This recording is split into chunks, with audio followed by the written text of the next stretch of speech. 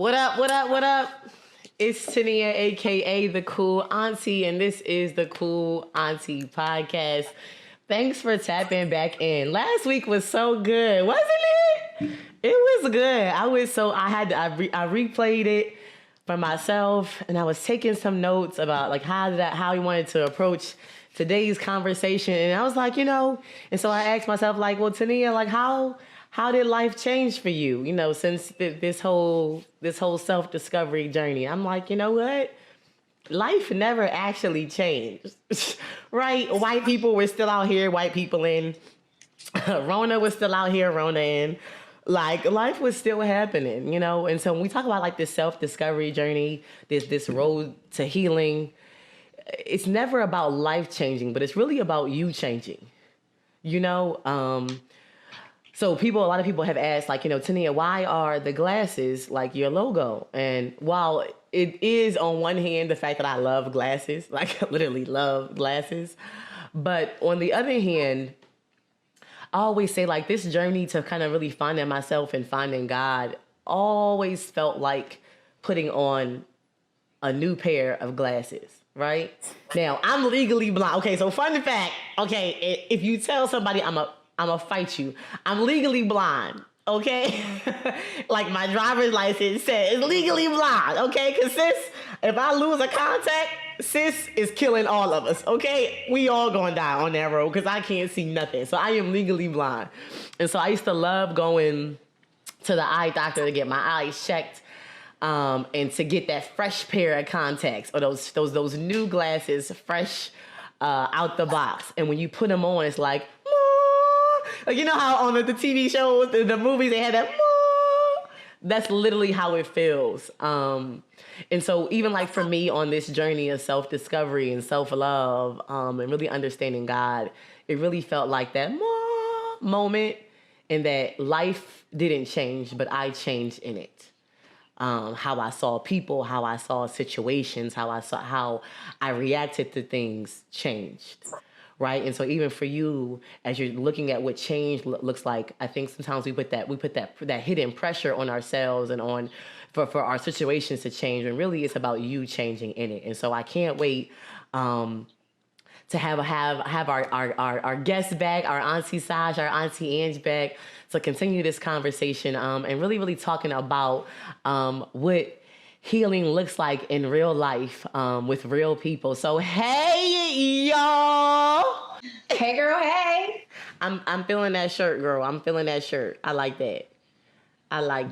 Period. Hey Auntie Ange. Hey y'all. Why Ange got better light than us? Ange got a whole glam squad. Yeah, glam squad, glam team.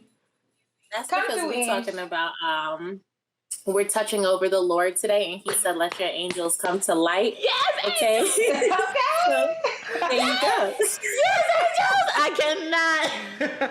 Actually, that was a good segue, though, Ange. Okay, Allie, see, that's why you my dog. But so I guess I want to jump right back into our convo from last week because we got so much great feedback from it. It was crazy, but. I think as we were kind of sharing our stories last week, I noticed a common thread and just about how impactful God has been in each of our lives. I always say, like, when I was going through my stuff, I've always believed in God, right? I grew up in a very religious household, but I think low key, I was not low key, high key, I was scared of him. It's like, he's great, he's good, but like in my head, I ain't gonna lie, he was like this giant waiting for me to do something wrong so he can stomp on me, And so I feel like in my journey, one thing that was really helpful for me was really understanding who he was. And so I never forget, I was in church one day and he was like, and I had mentioned, I was in Bible study, and Crew, shout out to Crew at Compassion in Philly. But I had mentioned about how I was scared of God. And they were like, he's your father. I'm like, have you met my father? Right? Because I got some daddy issues. We're like, but like, no, he's your father. And so I started to look into like this idea of God as my father. And I stumbled across this book that my mom had. And when I tell you, ladies especially, if you feel like you have daddy issues like I felt, I read this book by T.D. Jakes. It was called Daddy Loves His Girls.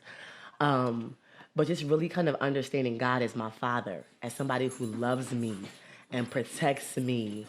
Like, I don't know, both of y'all have a dad, like a dad who's very active in your lives, and like my dad wasn't as active. And so seeing him, I can now relate to things that you all say about your father because he's like that in the spirit for me. Like, somebody pissed me off, I'm like, I'm gonna tell my dad on you, and I can't wait to go pray and tell him, like, Daddy, I know you saw that girl.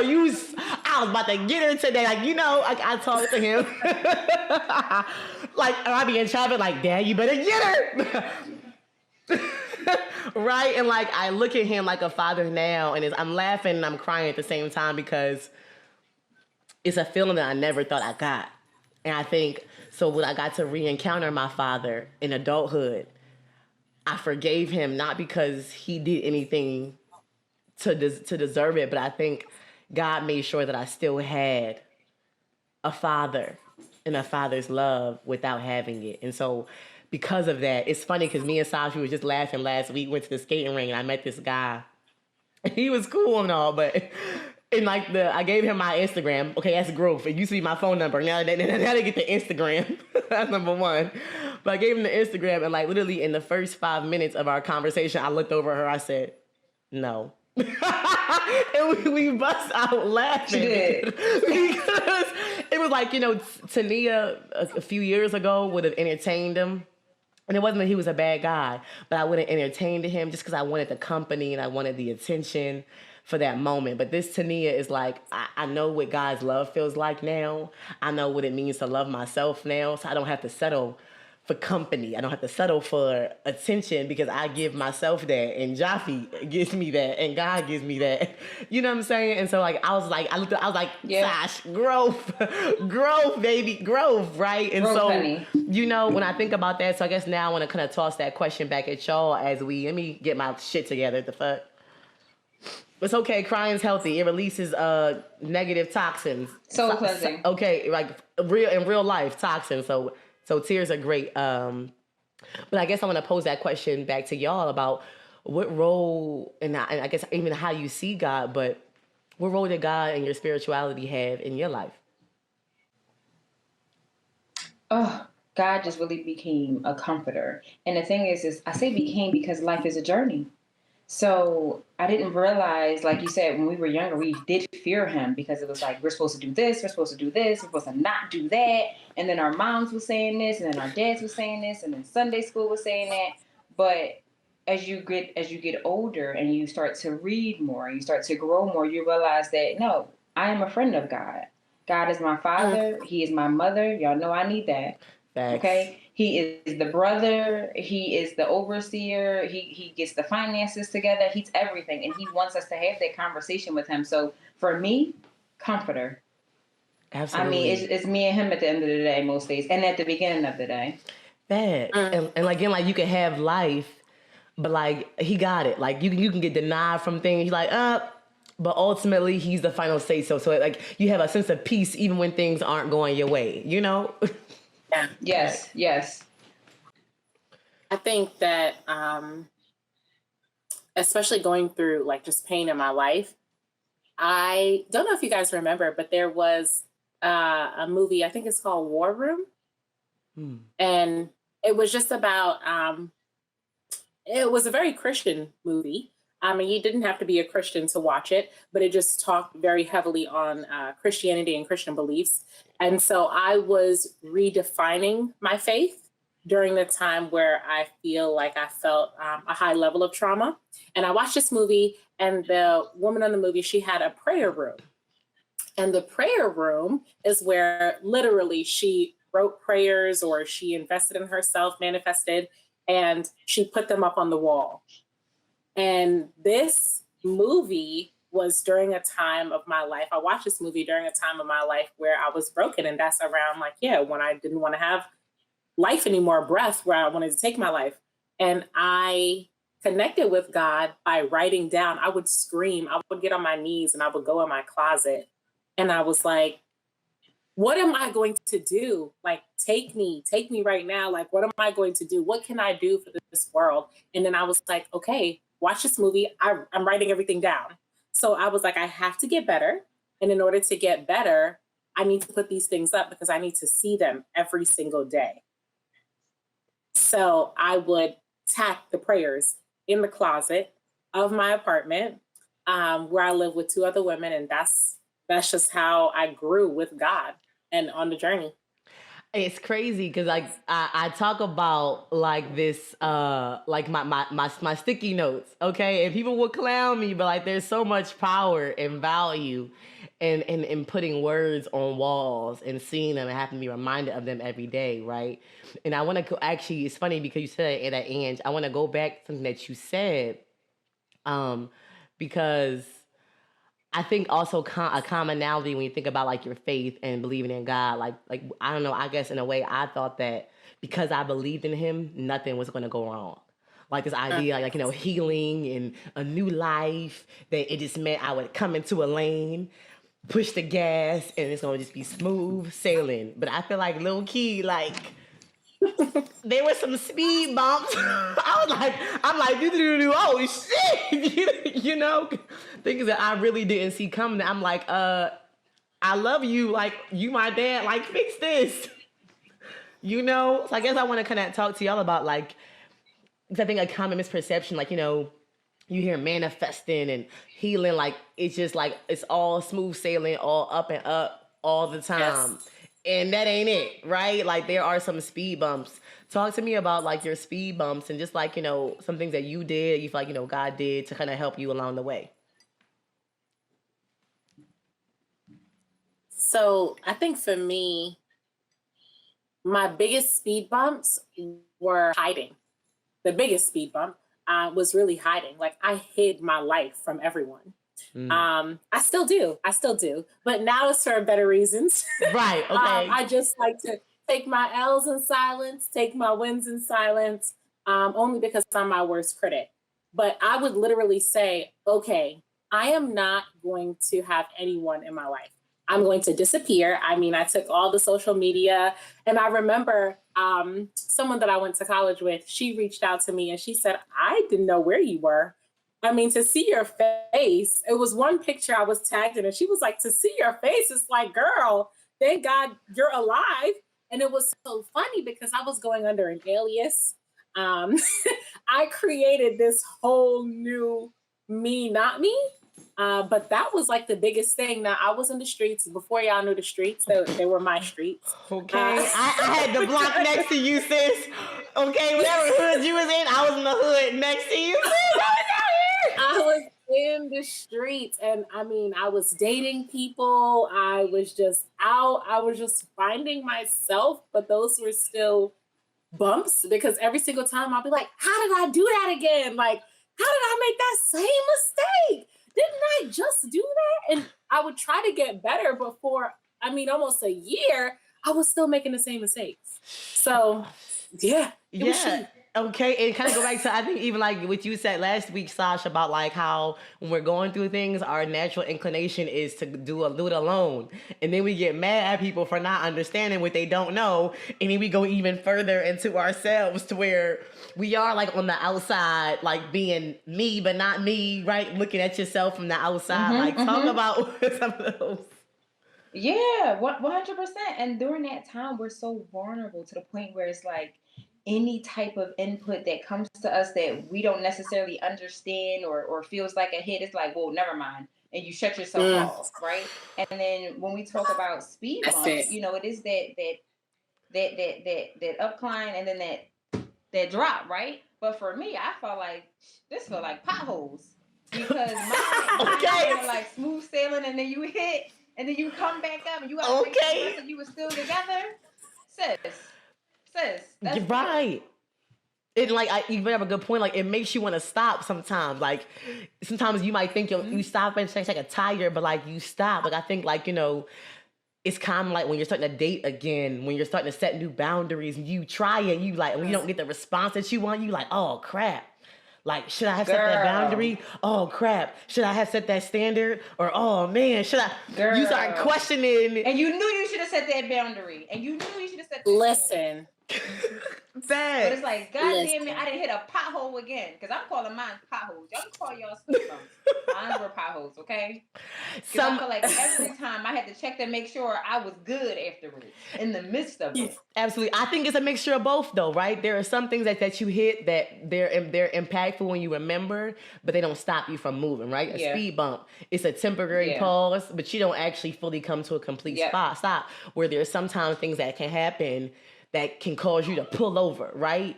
And I think it's important to make space for both of them, right? Because sometimes it is important to pull your car over and check it and do a once over. You know what's so crazy? When I think about it, when you do your driver's test, they make you do that. You get points off if you don't inspect your car before you get in. But how many of us actually on a day-to-day walk around our car before we get in? No. I got my car vandalized. My car got vandalized during the protest.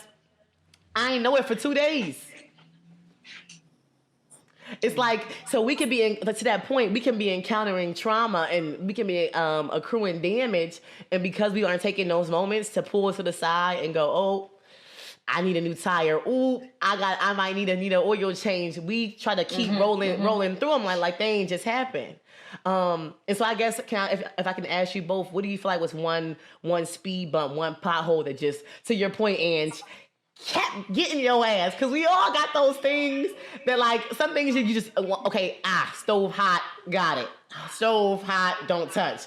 There are some things you be like, your ass knew you shouldn't answer that phone. Your ass knew you shouldn't even be here. Why am I here? You know why you here. Why you here, right? We all got those. What do you feel like was your constant speed bump, your constant pothole? Like, damn!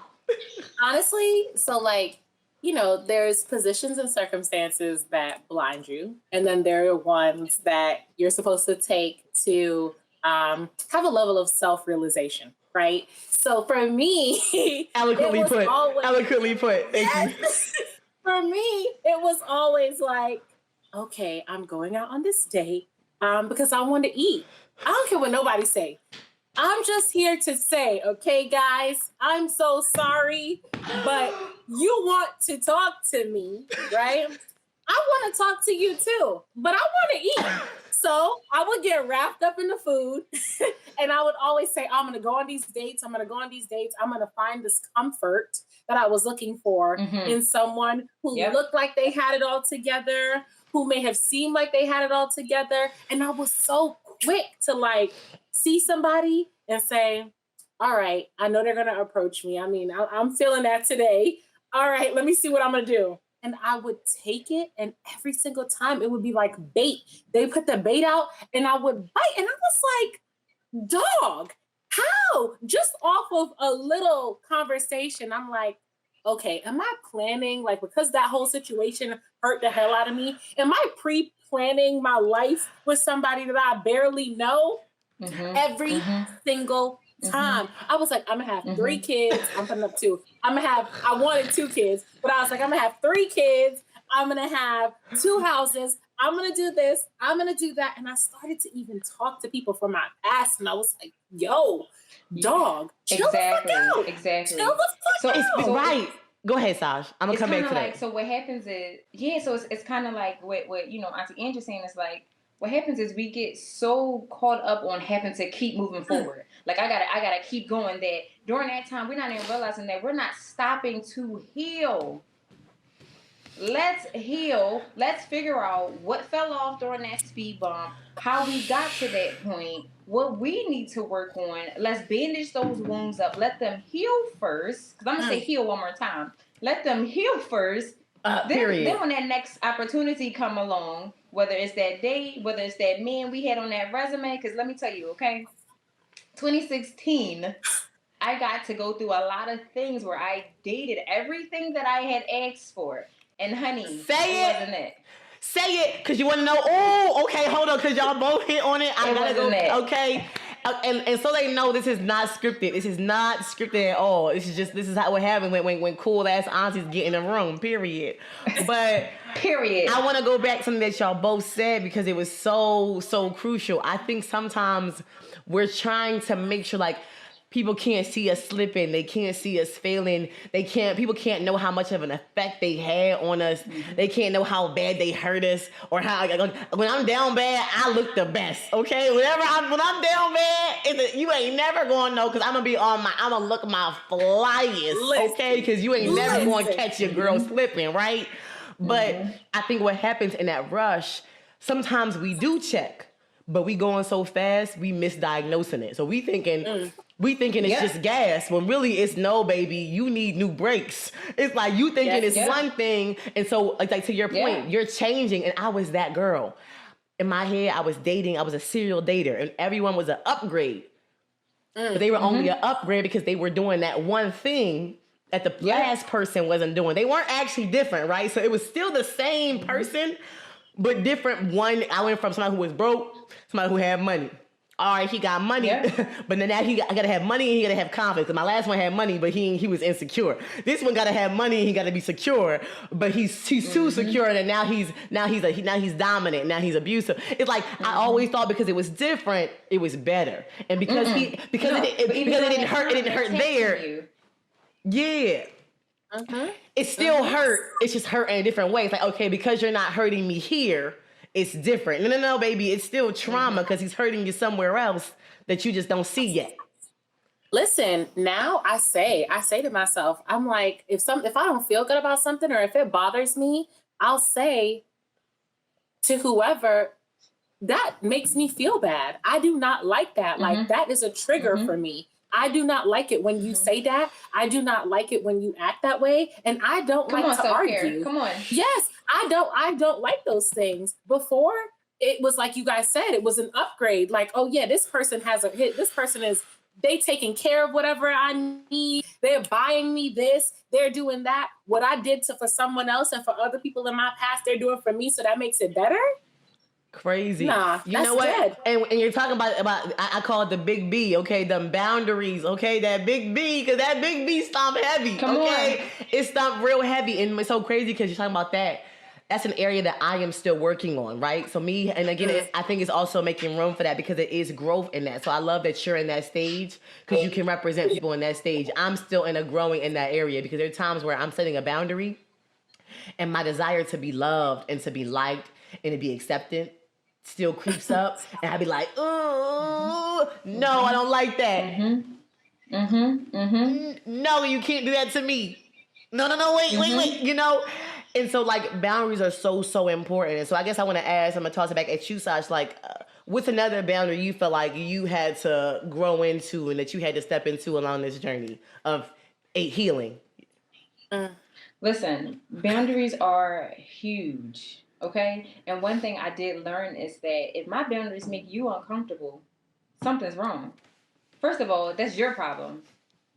Second of all, it lets me know that my boundaries are here for a reason. And that's a part of my self-care. Don't with my boundaries and don't with my self-care. Period. And I love that. I think sometimes we don't realize that's one of our major issues. I look at it almost like, and I say it to my students all the time, and it's crazy because like, people be like making this stank face like it's so profound, but it just makes sense. You can't pour from an empty cup. No, we don't realize that what boundaries do. Boundaries aren't bad. Boundaries keep your cup full. And when you look at it like that, it's easier to enact them because like, yo, if I don't do this, you're taking something out of me that I need. Yep. Right? The Bible says like your cup overfloweth because God wants to put so much into you and he wants you to put so much into you that you can still give to others without having to take from yourself. And I don't think we know that. Right. But I think we grew up in a house of survivors. My mom gave us everything. And so I grew up thinking that love meant I had to give all of me to everyone all the time. And I think this happens a lot, especially in broken homes. Listen, I think the biggest thing our parents used to give everything. Oh, yeah. Yeah, Sash, that's exactly what it was. They gave everything, or we thought like, it was the best for us at that time, but was it? Was it the best for us? All it did was teach us, right. It only taught us how to not have boundaries either because, well, my parents didn't have boundaries. Right? Because we learn vicariously through our experiences. It's not like they said, hey, give everything or do this. but they showed us that over and over again. So we naturally learn to do the same thing. And then at some point in life, we learn like, wait a minute, boundaries, what's that? Oh, how do I do that? You know, but you know when let me try this. You know when you realize it? Yes. When you empty. I didn't. Yeah, because now you're trying to figure out how do I not. First of all, did I get here? Like the Cool Auntie said, right? And then the other part is like, okay, how do I not to get here? What's the recipe so that I don't end up in the same place? Because I refuse to be empty again. You mean I'm empty and you filled up and you done went on your way? Because remember, all you have is you. I don't care what nobody say. Let me tell you that now. So listen, we talk about spinning the block. We talk about spinning the block, Sasha, right? We was like, spin the block. Nah, this is the time. I don't want to spin no motherfucking block. That's not the block for me, okay? Dead end. It's not. I'm not spinning the block. That's the boundary. The boundary is knowing that it's a dead end on that damn block. And not even that. No. I want you to spin the block. I want you to spin the block and realize I don't live there no more. Spin the block. No. Spin the block. Because my thing is, if nothing else, I want you to learn from the mistake that you made. Spin the block, baby. But when you get there, please know I ain't there. Okay, I ain't there. But go there. But please go. Please. So you don't do it. So you don't make it. Please try again. Learn. So you don't do it again. Period. Absolutely. That's it. Crazy, That's it. right? Hard. I just love the empowerment right now. I love it. Period. But you know what? You bring up a good point, because I think, again, a common thing that happens with us is that we wait until we get, and I'm drinking this water, I need more. So it's also my indication that I need some more water. But we don't realize that we're empty until we get too low to it. You know what I'm saying? Because we haven't practiced pouring into ourselves, we get here and be like, oh, crap. How do I fill this back up again? You know? And so I think I want to go back to something that I think is so common, especially in children and people who grow up in single homes, whether it's father or mother, is that we grow up feeling like we owe people things. And to your point, Sash, one thing that I really had to let go in this journey is that I don't owe nobody nothing. At the end of the day, we ain't asked to be here. I did not come down and whisper in my mom and my daddy ear saying, have me, make me conceive me. And you know damn well I didn't. Okay, right? But we here. Right. And my thing is, you didn't ask to be here. So when your parents were showing up for you, they were showing up for you because they were your parents. Because they were doing their job as your mother, as your father, as your caregiver. Right. And so we grow up feeling like we owe them things. Like, no, they did their job. Right. And now what you owe them is you taking care of yourself and you being the best version that you can be, so you can have kids of your own who you can pour into then. Right. If you want to. Because Absolutely. they were selected. Yeah. They were selected for us. They were given us, right? Right. And sometimes I think that, and Sasha, you know, I've thought so much about what you said, right? Like the previous episode, it's like, okay, this is it. But they were made for us. Like, we didn't ask for this. You were supposed to have me. Like, what? You were supposed to show up. Yeah, I needed a piece of you and a piece of you. For me, because you showed up to take care of me, you birthed me. Yes. Y'all made me.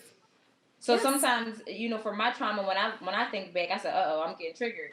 I think back to one parent who felt like, oh, well, I'm showing up, you should thank me for that. Or remember how I showed up for you. Or, hey, I provided this and I provided that. And it made me feel guilty. Like, you know, Auntie T saying, like, it made me feel very guilty. Like, you know what? Oh, she did do that. Or she.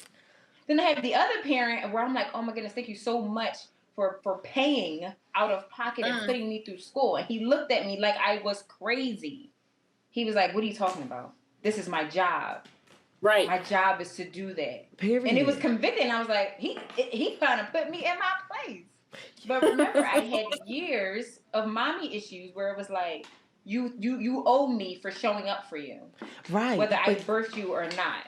And that's not just parents. I think anytime somebody shows up and they're doing something for us or filling a void that we didn't get from other places, we feel indebted to them. Like, I have had men. Yeah. Like people don't understand why I'm so, like, you know, I hear a lot, Tania, you're so dominant, you're so secure, because I don't ever want to give anybody the power to give me a thing that they can take with them when they leave. Yeah. I'm a person of, yes, if you want to be in my life. And it's a trauma symptom.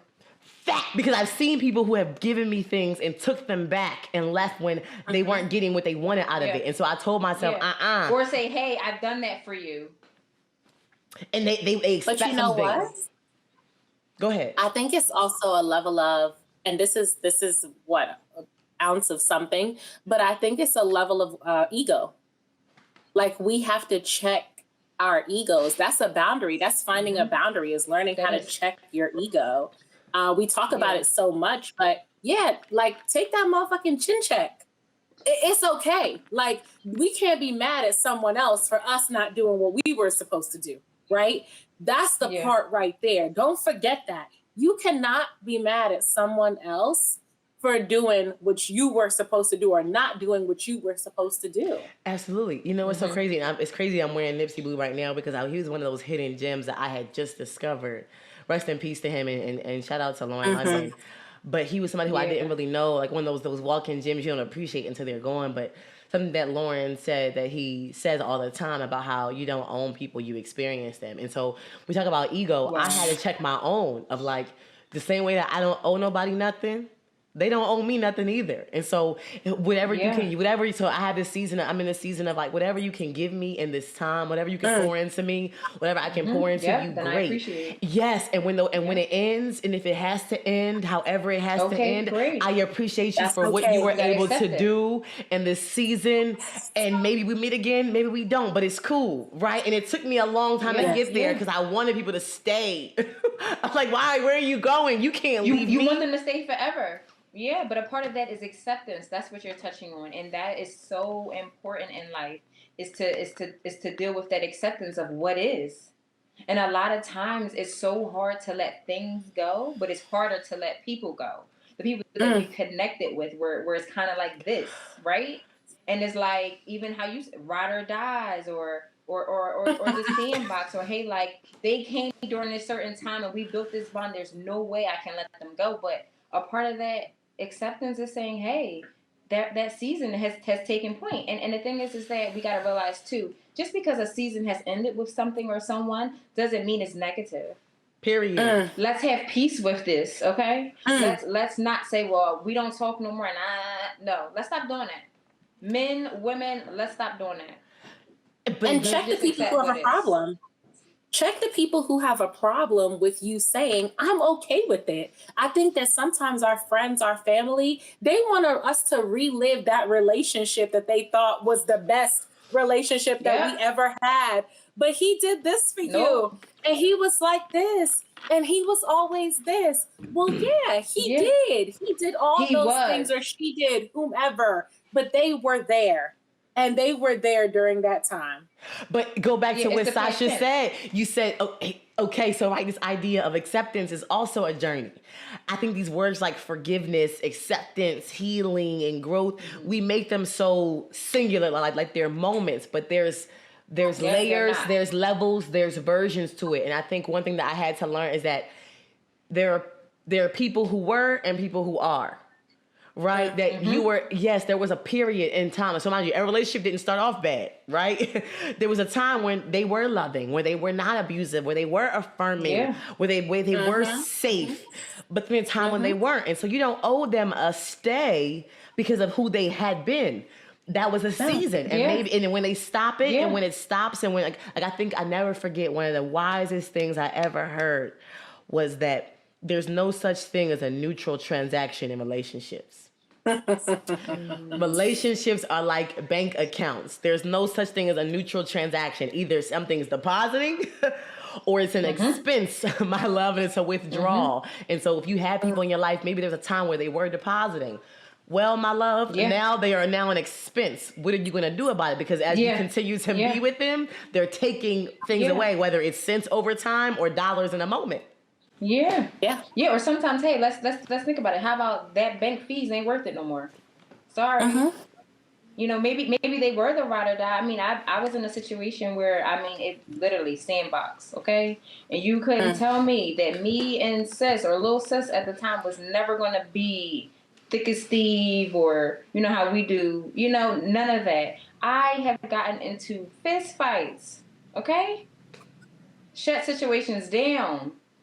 Me and sis don't talk to this day. And what I had to learn to do was, because sometimes human nature, let's be transparent here. Human nature, we think back to how things used to be. I can't believe how I used to hold them down or do this. And I can't believe how they betrayed me. And right or wrong, okay, that's fine. Yeah. Again, we're going to have to learn to accept these things. Like, hey, we were great then. Remember the past tense words, were, was, then. You guys still love them, but leave them alone. And we have to remember when it comes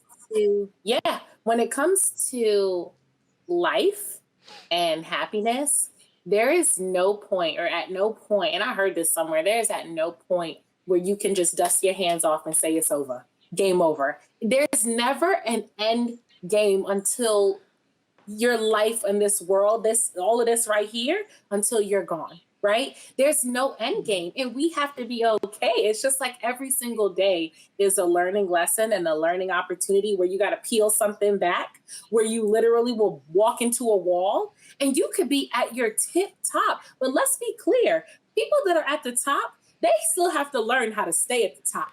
Facts. And you know what? Y'all, and it was still a journey. And y'all both brought up a point is that I want to make sure I hit on too, because I got this question. It's crazy.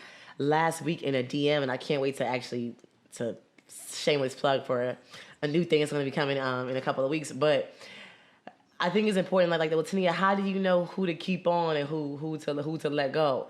I think there's two things to be mindful of. I think number one, I look at it looking at both of you. I've known Sash since I was as long as I can remember. There's memories, and I've known Ange. Like I know, talk about you and Will. I'd be like we've been friends for over 10 years, and I've learned that relationships that last with me are people who have been able to survive every part of my journey. Y'all have been with me since I moved to Nebraska. I moved to Nebraska, man. We were able, our relationship, it survived. Us traveling, we were all in graduate school. Ain't nothing worse, no worse hell besides prison than grad school when you broke. You learning some shit that you don't know why you learned it, and you're second guessing all your choices, right? But this idea of we survived all of those moments, heartbreaks, isolation periods. We all went through a season where we didn't want to be bothered with each other, right? Like real friends, people who are supposed to be there for you, they're able to weather the seasons, plural, with you. And I think to your point, like mine, like Sash, and that I am learning how to deal with amicable separations, right? The things about you didn't do anything wrong to me. It's just that the direction and where my life is headed and the direction in which your life is headed are just not in the same area. Or it could be like, hey, you're still into that. And while I am okay with you still being into that, I ain't into that no more. And if I have to be into that to be with you, we just can't be, babe. Or you know what? Maybe you did do me wrong. Maybe our paths didn't go as how they were supposed to be. And maybe it did end badly. But it's still not up to you in that situation for me to figure out how I'm supposed to move forward. I still need to do this in a healthy way. I still need to accept what it is. And I still need to move forward. And I still need to wish you well and mean that. I guess my question is like, what does that look like? What does healthy separation, right? Detachment look like? Because I think sometimes like to that point, let's get into it. Okay, like we want different things. We want different environments. We want different situations, different outcomes. But we think that we can do that and still like okay, you can grow, like you can be healed by the same things that broke you, and you could be that, what I'm saying, that you can still grow in tanks that can no longer fit your capacity. What does healthy detachment and moving on look like?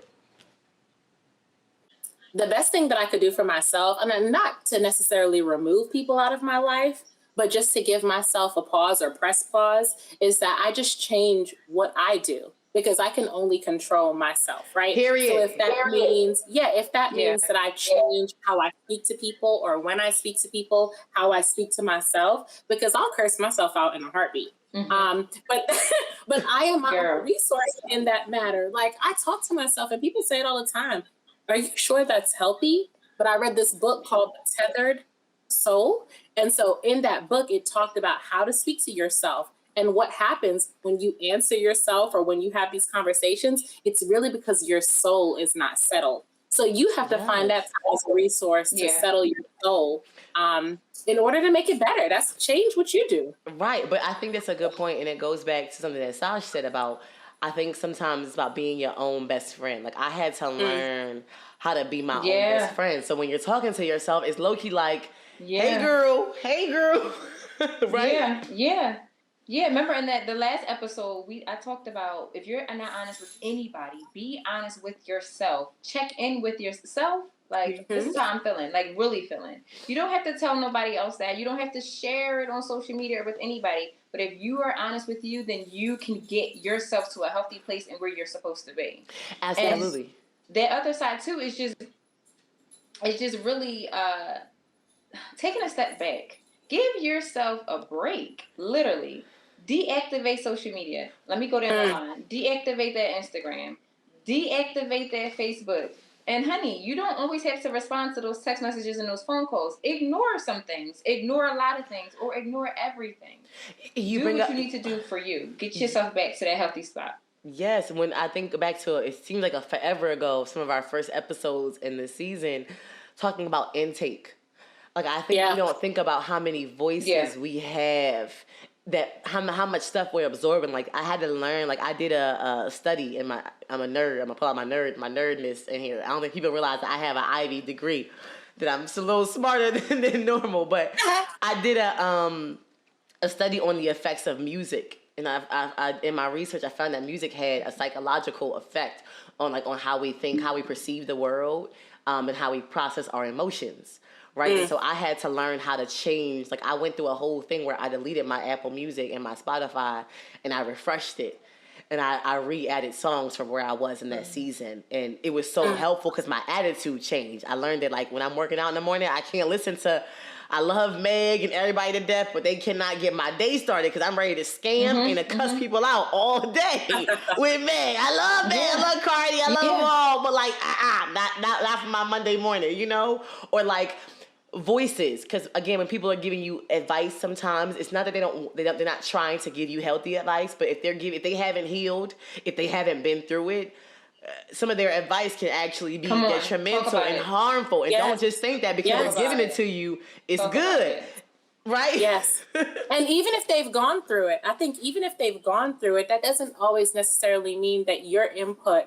I know, Tania, you and I have gone through this a million times, because I will say to you, just because I went through this, just because this was my situation, don't take what I'm saying and build from that. No, it doesn't always match up, right? So in that retrospect, it's okay. Like, if I'm ignoring you and you're my friend and I love you, understand that it's okay. I just need a breather. I just need a second. Just like Auntie Sash said, I just need a second. You're still my friend. I still love you. We still here. Yeah. But it's me. It's me. Yeah. Like, let me check in with myself before you check in with me. Right. But the other side, and that keyword, because y'all know I'm big on keywords, okay? And breaking things down, okay? So I'm about to drop something real quick. So the keyword was friend. If you are my friend, and if you love me and I love you. See, a lot of times we're not thinking about that. We know we love them. But honey, like I tell my family and my fiance and my kids all the time, love is an action word. If I told you I loved you all the time, but I didn't do anything for you, I wasn't there for you, I don't comfort you, there's no TLC, and I don't provide when needed, is that love or is this just really like? Okay. So I remember being. Wait, hold on. Wait, Saj, because you hit on so many. That wasn't a key word. There were that was a lot of things that I want to take us back and break that down, because and we don't have a lot of time, but we're going to try our best. Okay. So the first thing I want to talk about. I went heavy on y'all. You okay, sis? You just took a whole. I gotta bring this back. Okay. The first point I want to hit on is really defining friend, because we talk about how removing people from our life. I've learned that you don't have to always, you know how New Year, New Us, we always leave people in the previous years, right? First of all, stop lying, number one. But number two, you also don't always have to remove people. You can just remove certain layers and levels of access and of time, right? And so, like, to that point, back to what you said, and even to it, friends, about how, like, you don't have to go to every friend about everything, right? So, Ange, we've had that talk before, because I told her about how I'm really leery about people giving me advice. Like, most of the time, if I'm sharing things with you, I just want you to listen. And so the fastest way to get me to not ever call you again is if you don't effing listen, right? And so I told Ange one day, I'm like, yo, The reason why I love you is because when I call you, I don't got to tell you to effing listen. You know, if Tania's calling me, all she wants is for me to listen, right? And so real friends don't have to always be everything to you, but they know where they're needed. And to your point, Sash, they show up when needed.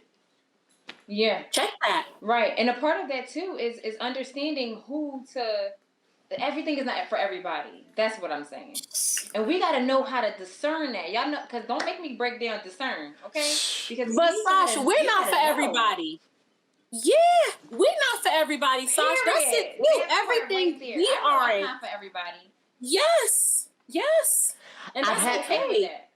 I've had to set that big B word again, boundaries. I tell people all the time, like, you don't call me. Like I was always saying, when people call me for advice, people know what to get out of me because I'm consistent. You know what I'm going to say and how I'm going to respond. And my thing is, don't call me and get mad because I didn't show up how you wanted me to show up, because your ass knew when you called me what I was going to say. I always say, I ain't the friend that's sitting in the shit with you. When you call me, we're action steps. That's, like, even me as a coach, I always say I don't let anybody sign up for my coaching programs. Like, no, baby, because I have to know what kind of person that you are, because I'm not for everybody as a friend or as a coach. Don't call me if you want to stay there. I'm not the girl you call when you done went back to the same nigga 15 times. Don't call me. Yes. You know what it is, too? Don't give me that trauma. Let's be real. Hello. That's it, Sash. That's it. That's it. But break that down, and then I want to come back to you. If you want a friend to come and pull you.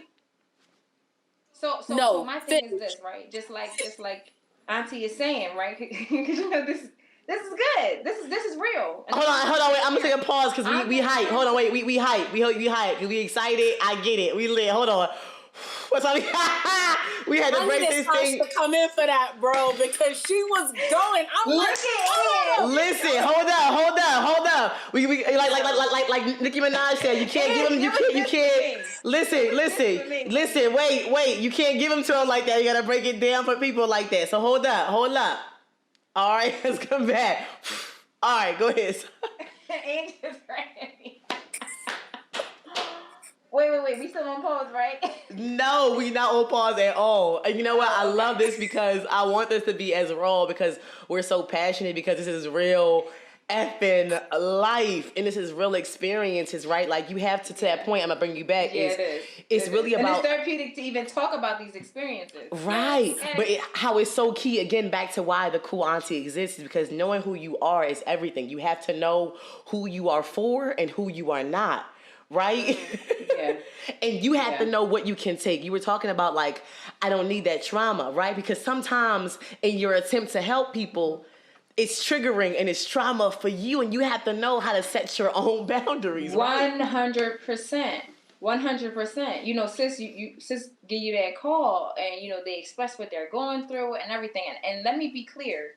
When you call me, please understand the type of friend that I am. I will listen, but also please also explain to people what role you want them to play, because I don't know how to bullshit you. I'm not going to bullshit you, but if you want to call me and you want me to just to listen, I will do that. Right. On that other side, a part of your boundaries, or part of, I'm gonna be more specific, a part of my boundaries is that I'm not listening to episode 57 or series 57 of the same nonsense that you're allowing yourself to experience, because that's trauma on trauma. And you know what that also is vicarious trauma, because now remember, if you're the friend that loves that friend, I'm experiencing it with you. I know I am. I'm an empath. I experience whatever the person I love is experiencing. So when you call me, also know that. But a part of yourself is to also know that part that you play and how it affects you. Absolutely.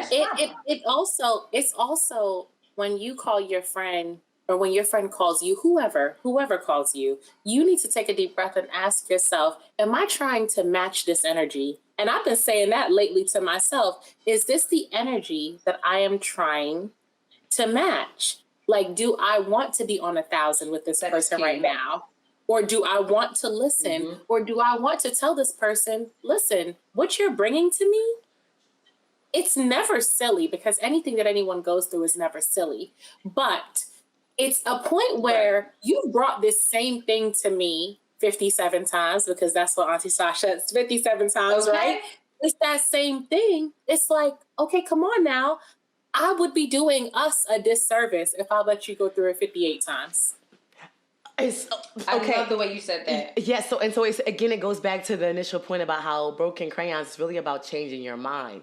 And this is the point which I love. It's not only pivotal in this episode, but in life of, this is what separates those who talking about changing and talking about being better and wanting to be better, and people who are actually committed to doing what they got to do to be better, right? And so I had to learn and be honest with myself about two things. The first of, I'm in a season, like I wasn't always here, because there was a time where I was that friend calling you for the 17th time about how he hurt me, and you like, sis, like I didn't tell you this last week when I said last week was my last time, when it was my last time. So I'm not saying to be mad, like again, it's a part of the process. If you're there, then be there. And be there until you get sick of being there, right?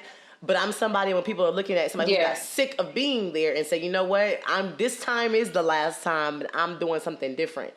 That's part one, a personal decision. Because you got to remember that that's just a part of their self-care. Yes. Right. That's all. Which then brings to level two is, once I've established this where I'm headed, whoever I love, whoever's attached to me, if you want to continue on this journey with me as I'm moving in this direction, you have to move with me. And it's and if you don't, it's okay. Yeah. And I still love you, but this is where you get off. This is where the train pauses for you to hop off, because it's going to keep going, right?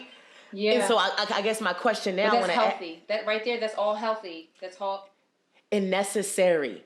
Right, at the end of the day, as you move on to moving again, like to Angie's point, we don't stop. Life don't stop. We're moving on, and so even like now, and my next question for y'all is for those who are really serious, because at this point, not saying people gonna cut the episode off, but here's what separates those who are just like, oh, I think I want to change, versus those who do. And so this part of the episode, if you still in that phase of I think I want to, but I really don't want to, this part ain't for you. And Auntie still love you, right? We love them, right? We love you. Yes. But this next part ain't for you. And when you ready, this episode will be here for you. You can come back and catch these. But this next part is for those who are like, you know what? I am honest. This time is really the last time for me. I'm really ready to do what it takes to do that. You know, what do we say to them? What are some things that for you, when you hit your last time, that I had to do this, and you know, these are the resources that I use, the strategies that I enacted. What were some of those things for y'all? I think it was a quote, right? J.C. Watts. It doesn't take a lot of strength to hang on. It takes a lot of strength to let go. It takes more strength to let go than it does to hang on, okay? Because brace yourself. That impact is the hardest. You feel it. Your face is falling down, and that's when you feel the pain. So if you want to go through it, just brace yourself. But do know we are here, the three of us, because we made it. Facts. And I think that's what kind of boils back down to God. Like God's that thing of the reason why you let go is because you know, again, that going back to you, Sasha, about how, like, you know, the more you get to know God for yourself, right, outside of religion, but building that relationship, you learn who he is and what he says and what he promises. And so you know, you do. He says, I lack no good thing. And it makes it easier to let go. Right. So when he says, I lack no good thing, when he says that he wants what's best for me, when he says that I am wonderfully and beautifully made, those things, when it comes down to letting go, when you gotta decide. Says, I have a plan for you. It makes letting go easier. Without works, those basic scriptures, like those basic words. Yeah, that's period. it. And that let go, we let go because we know he ain't gonna let me fall. Wherever I land, I don't gotta brace myself because I know even if it's not what I thought it was gonna be, he got me good. Period. And you can go through life with like everybody else, but you experience it differently because you live on a level of, you know what? No matter what, he got me. He's there. Yep, he's there. We all fall in different ways, right? When you have a scar, it's all right. We all get scars in different locations, but they all heal. Stitches make them heal. Just new skin, right? Yes. Makes them heal. They happen. It's okay. And like you said, it's also our stories. Our scars are our stories. We're aunties, like you said, we're here because we've been through it. And so people need to see our scars so they know the shit that I'm dealing with, it's going to be like that one day. So they know I got this. Yes. And that's why I want people to know that if you walk away with nothing else and you are on that journey to heal and to grow and to get through this, I want you to know that it's okay. It's okay to be alone. It's okay to allow yourself to really feel what you're feeling, because if you do not, then you neglect the experience. If you feel what you feel, knowing that moving forward, it's like when those things get triggered, you know, okay, wait, whoa, I've been here before. Let me go another way. Let me sit with some things. Like it's okay to give up on some things too. It's okay to let people go. Literally, it's okay. It's okay to not answer that phone. Period. And going back to my relationship with God, Jeremiah 29:11. I will never forget. Literally resonated with my soul and helped me to push through, because it would just reminded me that God has a plan for me, a plan to prosper me, a plan to like put me exactly where He's supposed to put me, because it wasn't me in the first place. So everything that I'm experiencing right now, sis, bro, it was all a part of the plan. So it is okay. Absolutely. And it's so crazy because you hit on two things I want to say. And again, I wish we could talk for forever. But to wrap this up, and so it's just like this idea of being alone and that God makes no mistakes, right? The reason why when you say that scripture of He works everything out for our good, I'll be honest in saying that it took me maturing in my faith and to really understand that scripture. It don't mean that only good things will happen, but it means that even when things don't go our way, because we can get in our purpose, right, and He can somehow still make it to where it can benefit us. And so, like, to that point of, I think of all that happened. Yeah.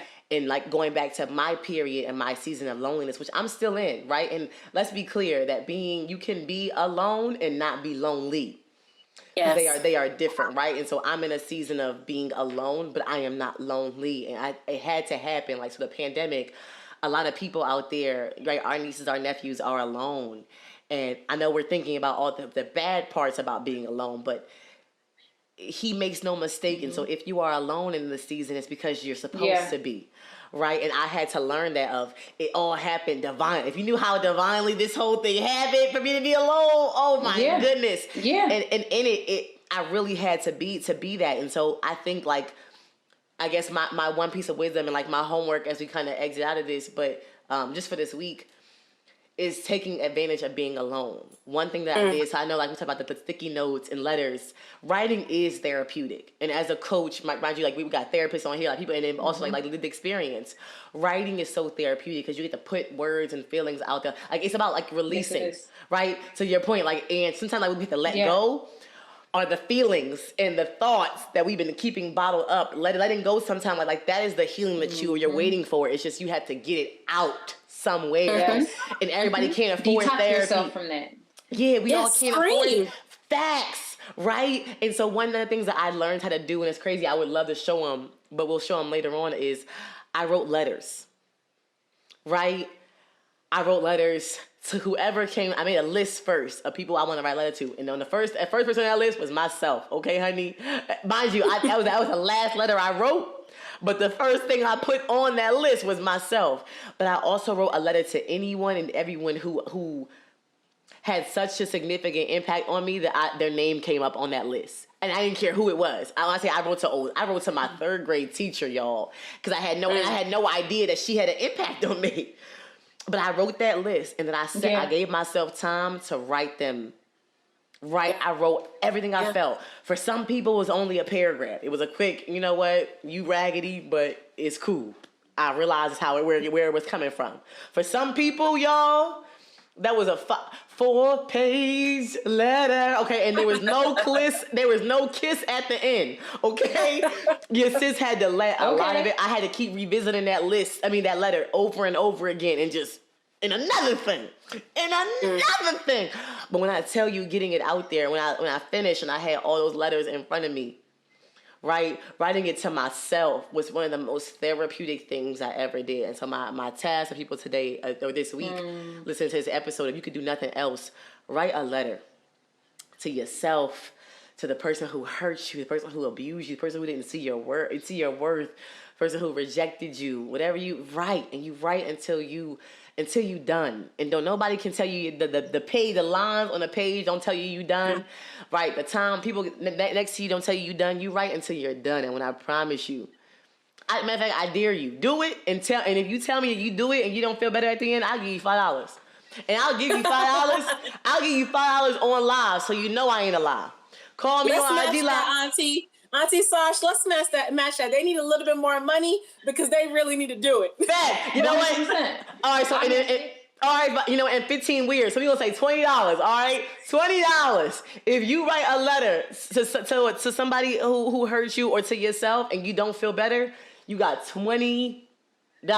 And I will do it. I do not. I keep my word. If nothing else, I stand. Okay, you know that. Period. And we say really write that letter. Really get into that letter. Period.